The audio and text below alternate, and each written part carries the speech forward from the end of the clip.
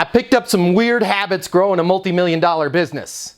Here's one of them. I ask myself if it will matter in a day, a week, a month, a year. There's so many things on my plate at any given time that it becomes really difficult to focus my priorities on the right things at the right time. So I developed this somewhat ruthless concept of when new responsibilities, new things come across my desk or people bring them into my office, I pause and ask myself, will this matter in a day, a week, a month, a year?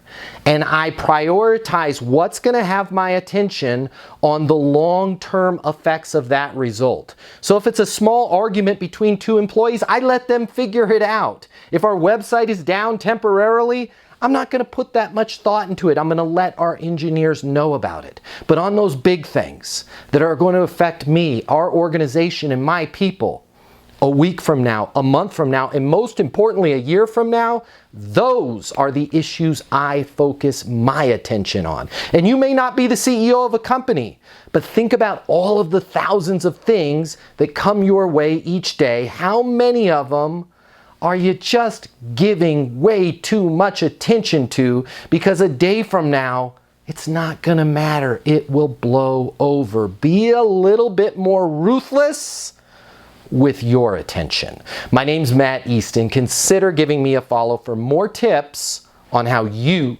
can be successful in business and life.